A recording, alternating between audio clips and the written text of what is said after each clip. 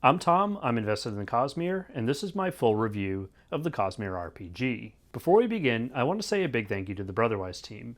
They provided me with free, early access to the campaign materials. This allowed me to get these videos ready for launch and made it incredibly difficult to make all the videos that I've been working on leading up to launch, since I couldn't work any of the things that I knew into those until these release videos came out. It was a challenge, but I managed to do it, and thank you so much to Brotherwise for giving me the opportunity to try. The Stormlight Handbook is a combination game master and player handbook, spanning topics such as character creation, heroic and radiant paths, combat mechanics, and general adventuring rule sets. It's not just the rules, however. The book goes into detail on the mechanics of surges and the radiant orders, granting players and game masters alike the details required to fully roleplay and invest in Knight Radiant in the Cosmere RPG. In some cases, the detail provided by the handbook actually exceeds the knowledge we have confirmed about certain orders and surges. In this review, I'll be pulling back the layers of each section of the book, giving a preview of what's in store. Be warned, while this will spoil some aspects of the handbook, my goal isn't a full walkthrough of the details. It's more to give you a taste for the level of detail and set your expectation for what's included in the handbook. If you want to experience the book in all its glory, you'll need to pick up a copy for yourself. In total, the Stormlight Handbook is 386 pages, beautifully laid out with illustrations and tables, which is broken up into 13 chapters, with some extra sections and appendices thrown in. Each chapter is an overview for a specific aspect of the game and includes all the details game masters and players are required to know to play the Cosmere RPG. While the Stormlight Handbook covers both player and game master rule sets, those looking to run their own games will also want to pick up a copy of the World Book, and while not strictly required, I'd highly recommend the Stonewalker campaign.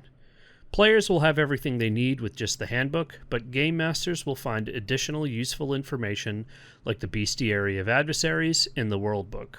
Let's dive into each section and get a sense for what's included in the Stormlight Handbook. We'll end with my thoughts on the game as a whole, including my experiences from the beta and what I look forward to most now that I have the full rule set. This chapter has everything players and game masters need to create a new level 1 character. For players, this means walking them through the basic steps for creating a character, choosing a path, and a guided approach to developing a backstory and role-playing elements to enjoy in the game. You'll also learn how to use your character sheet, something that will be familiar to longtime tabletop RPG players, but essential for those who are new to the genre. For game masters, you'll learn how leveling up works and the concept of tiers of play. The tiers of play mechanic is essential for balancing challenging combat scenarios, conversations, and endeavors, especially in long campaigns with high-level players. This chapter is a resource for players choosing their race and cultural heritage for their characters. The book covers both human and singer characters. Those well invested in the Cosmere will want to dive deep here, since we get a detailed explanation for how many of the singer forms work. Singers have their own talent trees, allowing for the adoption of forms that grant special abilities and powers. The handbook provides the in-game mechanics for these forms, allowing for players to fully wield these powers and roleplay as a singer. For human ancestries, the book provides a wealth of information for each of the major human cultures, including naming conventions, unique aspects of the culture, and ideas on what expertise those characters might have. While most of what's on offer is for players, there's advice pointed towards game masters who need to represent these cultures in the myriad NPCs that will inevitably populate a campaign. The character statistics chapter mostly focuses on the hard mechanics behind each attribute and skill. Both players and game masters will have to have deep knowledge of these mechanics to play the game. Players need only focus on their own characters and the limitations and capacities of their level, while game masters need to fully understand the mechanics at play to run the game. Even experienced tabletop players will need to learn the mechanics of the physical, cognitive, and spiritual attributes, as this is a mechanic unique to the Cosmere RPG. Even familiar statistics, like presence, more commonly known as charisma in other games, have Cosmere-specific implications that players and game masters alike will need to understand. Beyond attributes, the handbook also covers skills in depth, Understanding these core skills and abilities will be instrumental for players looking to build their own characters using the paths detailed in the next 2 chapters. This chapter focuses on one of the most unique parts of the Cosmere RPG, heroic paths. Paths are the building blocks for what would be more commonly known as player classes or professions from other games. In the Cosmere RPG, you'll explore talent trees and different heroic and radiant paths, granting skills and abilities that will make up your character's utility and capabilities in conversations and combat. It's important to note for those looking to play singer characters that forms of power are not the same as paths.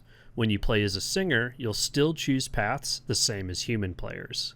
For each of the 6 heroic paths, there's detailed information to help players plan their skills and attribute priorities, talent trees to explore, and tips on role-playing for common archetypes. In the future, I'll be releasing full reviews and guides to heroic and radiant paths. But one thing to note, you don't need to commit to a single heroic or radiant path. The beauty of the Cosmere RPG is in mixing and matching combinations of heroic and radiant paths to make a character that's truly your own. Similar to heroic paths, radiant paths are specialized paths for players looking to swear the ancient oaths of the Knights Radiant. In addition to the standard talent trees and detailed explanations of each order, this section covers the basics of Spren, Bonds, Stormlight, Investiture, and the core abilities granted to all Radiant orders. Those well invested in the Cosmere will love the lore dump in this section. Each order's oaths are explained in full up to the 4th ideal. There are so many ideals we haven't seen sworn in fiction yet, and the handbook exposes all of them. You'll need to wait for the 5th ideal, unfortunately. While the handbook and world guide are overflowing with lore, some of which is new or canonicalized for the first time, there are limits to what Sanderson and the team were willing to share at this stage. The only Radiant order not fully to be revealed is Bondsmiths. It's important to note that there is some information on the order, enough for game masters to understand and work them into their stories in a lore-accurate way. This even includes the first 4 ideals of the order. What we don't have is talent trees, but I'm sure the myriad content creators already active in the Cosmere RPG community will provide a workable homebrew in no time.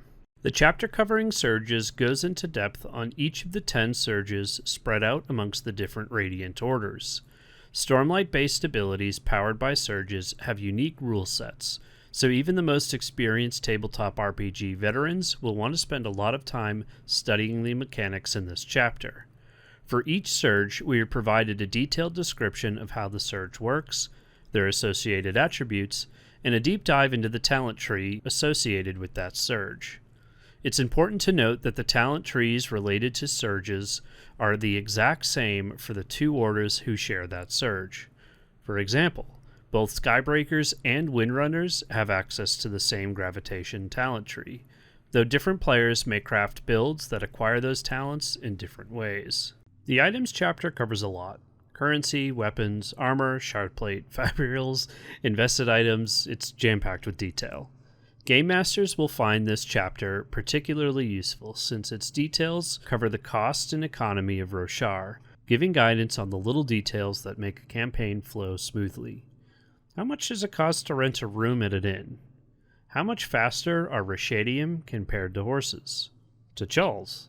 In particular, those looking to get into the world of crafting and fabrials will find everything they need here. While there are rules that govern the fabrials we've seen in the books, the Cosmere RPG has guidance for creating your own custom ones.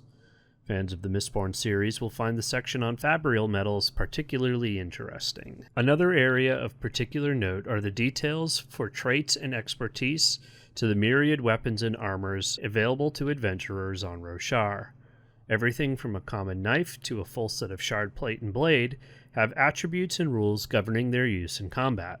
Learning these mechanics for the more advanced weaponry like shard blades will be essential for would-be Radiants. This chapter covers goals, an essential role-playing mechanic of the Cosmere RPG. Goals are narrative objectives that players seek to complete throughout the course of the campaign. The system is aimed to give players and game masters a framework to develop a fully realized character. The goal systems gives game masters ideas on how to reward players who seek to accomplish goals ranging from companions to rare items and more. The goals framework is also incorporated into swearing oaths. I think this section in particular will help those who are new to role-playing by facilitating tangible objectives tied to their character's backstory and role-playing that solely play out through their choices and the narrative. The chapter on adventuring is essential for game masters who want to have a well-rounded campaign. It's a grab bag of tools detailing a number of game mechanics. One standout is a section about the numerous conditions that might affect a player, character, or an NPC. Many talents and abilities inflict or relieve conditions, so having a solid understanding of what each does and how it affects players is essential. We come at last to the combat mechanics of the Cosmere RPG. Those familiar with games like Pathfinder and Dungeons & Dragons will find many similarities here, but the Cosmere RPG has a few of its own twists to the common turn-based framework seen in many tabletop games. The handbook describes the basics of combat, covering a wide variety of topics that you'll need to know to both run and survive a combat encounter. What I've been most impressed with thus far is the flexibility you have in combat. The action system and turn order choice really makes it feel like you have a lot of options going into each round of combat. Even the all too familiar, I stand still and swing again, combat terms will feel more dynamic in the Cosmere RPG. If you're interested in learning more about combat, I already have some videos on the channel that covers the basics. These come from the beta rule set, so I'll be releasing more comprehensive videos with the full rules in mind in the future. Nothing in those videos have changed though, so if you'd like a more in-depth review of what it feels like to play the Cosmere RPG's combat, dive in there. This chapter is mostly a game master's guide to setting up conversations between NPCs and players, with advice geared mostly towards those newer to role-playing games. There are simple instructions like when to roll a skill test or how to manage players taking turns in an organic conversation. But this is something that a seasoned game master should be well acquainted with if they've run a game or two in another system. There are some Cosmere RPG specific notes here, however, and as I covered in my previous video, the focus mechanic plays a lot in conversations. There's plenty of advice and recommendations for how to integrate opportunities and complications into conversations as well. Endeavors are a framework for non-combat based activities for your adventuring party. This section covers how game masters can break down multi-stage investigations, explorations, or other types of activities to fit them together. Again, veteran game masters might find this advice a little basic, but for those looking to try to run their own game for the first time, I think you'll find this guidance very helpful. The final chapter is on game mastering in general. This is obviously for game masters and is intended to fill the final gaps in their toolkit. The handbook covers the use of plot die, complications and opportunities, adversaries and their stat blocks, and more miscellaneous topics too broad to cover in a single coherent thought. While the last two chapters for conversations and endeavors could reasonably be glanced over by a veteran game master, I would implore you to take your time here. In particular, understanding how to build combat encounters in mass warfare are critical topics to understand to build a well-rounded campaign. I'll group these final sections together as they're a bit smaller. Next Steps suggests how to get players started with your first adventuring group and links out to other resources that are useful, like the Coppermind and 17th Shard. The Animal Companion Appendix is a supplement for game masters to allow for players to have a pet. In particular, they have a special rule set for raising your very own Larkin.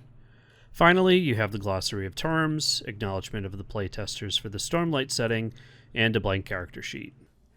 Alright, so let's talk about the handbook. It would have been super easy for Brotherwise to get this wrong. I think that what I kind of expected to happen, maybe unfairly, was that what we would get is a really solid, sort of a couple of unique features, tabletop role-playing game with some Cosmere stuff sprinkled in. What we actually got was an incredibly deep, almost world guide-like resource that incorporates all the depth of lore that you find within these books into a game that is really solid, completely on its own. The Plot Weaver system is really cool. It has a lot of flexibility. It has a lot of differentiation between D&D, while still being similar enough that if you've played a couple of sessions of a tabletop RPG in the past, you're not going to be completely lost. That being said, it doesn't feel so similar that it just feels like another D&D clone. There are a ton of really cool individualized features of the Plot Weaver system, plot die in particular, the way that the stat blocks work. It just makes it feel different enough that it feels really unique and refreshing. It also kind of acts as a palate cleanser, if you will. If you've been playing a lot of D&D and sort of have been stuck in this sort of same system for a while, this is going to feel really fresh. And there are things that differentiate it enough from those other systems that I think it has a lot of excitement to draw people who aren't into the Cosmere into this game as a way of getting started. The handbook is perfectly laid out. It's gorgeous. The artwork in it, all the different people that they've collaborated with, is just absolutely amazing.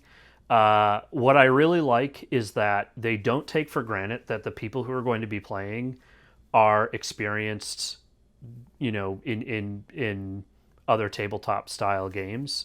There's advice for brand new players, even sometimes a little bit like too basic, but that's okay because some people are going to be big book fans but not big tabletop fans. There's also a ton of open flexibility and recommendations on how to take things and run with it and make your own sort of rule sets that are going to be there for the long-time players.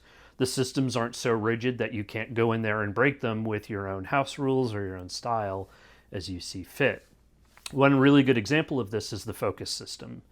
The focus system in combat makes a ton of sense. It's kind of like spell slots, at least from my gameplay, in that it limits the amount of like really flashy stuff that you can get and makes you focus back on the individual sort of basic attacks. Where that goes beyond combat, however, and works into conversations and the advice that they give on sort of how you can use this to better run those scenarios, is really helpful in interesting ways. I find that using the focus system as kind of like a gate, you've got to break down this NPC while you're talking to them, and there's this mechanic going on in the back end. It's not the kind of thing where you tell your players, okay, they have 3 focus points and you just took out 2. What are you going to do to get that last one? But you can use verbal cues to kind of communicate that while also having more of a dynamic system than just, oh, you've got to beat a 14 here, or this is super hard, so it's a 20, so you can only do it if you get really lucky. It just adds flexibility. You can choose not to do that at all, and it's fine. It'll work. You can kind of play it the way that you want to play it, which is just fantastic.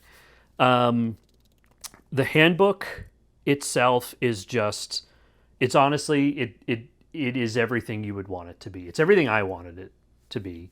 I've been playing D&D for, 10 plus years. I've had my own D&D podcasts. I've been a game master in multiple year-long campaigns. I've been a player in multiple year-long campaigns. I've done a little bit of Pathfinder. It's mostly 5th edition, but going into this system felt familiar and also had a lot of things that I needed to learn and go back to basics on. And so from that perspective, I couldn't be happier with this setting. And how much it is and feels at home in the Cosmere is the lore nerd who makes a YouTube channel and a website to write about it. It is a dream come true. You can tell that the people who are making this game aren't just doing it because they won a contract and are going to get a bunch of money for grabbing onto this IP. They're fans. They love the Cosmere. They're doing it for the right reasons. Dragonsteel wouldn't partner with anybody else. So you can tell. I mean, if you've played the Mistborn deck building game, you knew this already. If you read my review, you knew this already. That game looks and feels like being a Mistborn. This looks and feels like being on Roshar. And not just running around as a Radiant. They got singers right. They got scholars and shard bearers and politicians right. It feels right when you play it. I can't wait to see what people come up with for campaigns, for all the homebrew. I think it's going to be something that, even though we're going to see sort of space in between these larger releases with the different areas, the different planets and the different magic systems, there's going to be space in between those, and we're going to have to wait for Mistborn to come around and Warbreaker and Elantris and all these other things. It is going to be just a fantastic journey, and I'm looking forward to sharing more with you all on my channel. I'm going to continue to do content on this. I kind of have to make some internal decisions about how much I want to be a Cosmere RPG channel versus how much I want to be a lore channel. I think I'm going to do both for as long as it's fun. I don't care if there's 10 people watching me every week. I don't care if there's one person. I'm making the content for me, and I'm sure there's a lot more people like me out there who want to see it. So, subscribe if that's your thing. I'm sure there's a lot of fresh eyes on this content since this is the release of the game. It's going to come out hopefully day of release, first thing if I can. As soon as that embargo goes down, oof, I'm coming for you. But the handbook, you couldn't be happier. It's fantastic. Dive in, spend time in it. If you go back and watch the video, I kind of talk about areas where players should focus and game masters should focus. Really, this is the one resource among all three of the resources I'm looking at that you can, as a player or as a game master, spend a ton of time in and really learn, and it's totally worth doing. So thank you so much, Brother Wise, for the opportunity. Thank you more for making this awesome game and pulling it off. And bringing it to us, because today, right now, you can play it. You can get in there. I will say one more thing just before we're done with this review. Throughout the whole process of talking with people about the Cosmere RPG at Nexus, in the Discord, in the subreddit, the one thing I hear so much is, I don't have a group. Oh, I'd love to be a player, but I'm a game master, and my group always has me be the game master. Or I don't have a group of people at all who can play. I'm just going to kind of have this for myself, and I bought it, but I'll probably never end up playing it. Go to the Discord. Go to the subreddit. There are going to be groups out there, and if you're brave enough, if you're confident enough to go in and meet some new people and give it a try, you absolutely won't be disappointed. It is so worth the shot, and if it gives you an opportunity to meet some new people and make some new friends, I think you'll really enjoy it. So that's my plea. Don't let not having anybody in your life today that you can share this with be in the way of you accomplishing that. And if you're at Nexus, come say hi. I'll be in the indie booth. Shameless self plug. I have a booth at Nexus 25, so come and say hi. Maybe we'll play while we're there. I'm gonna have some stuff to share, so check it out. That's my review. I'm gonna have more coming. I'm gonna hit pause and then hit play on my Stonewalkers review, on my my World Guide review. If you like this type of video, if you've liked the stuff that I've put up leading up to the Cosmere RPG's release, stick around, subscribe. The YouTube channel is going to be a lot more of this. I have a website, investedinthecosmere.com. There's a free newsletter there. You can get all of my content for free all the time. As of right now, I have no plans on monetizing this stuff in any way. I don't even do ads on my website. I do this for fun. This is just a hobby for me. So if you want to get to know about all my content before anybody else, or at least first, go and subscribe to those things. The YouTube channel, the website. I'm half committed to the social channels like Blue Sky and Instagram. I have them because I feel like I need to. I don't really get a lot of enjoyment out of posting on Instagram. But I love the YouTube stuff. I love the website stuff. At the very least, those two are going to be maintained. So you can, those are going to be the best places to check out. And if you want to reach out to me, Tom at investedinthecosmere.com. You can get to me by email. Thanks so much.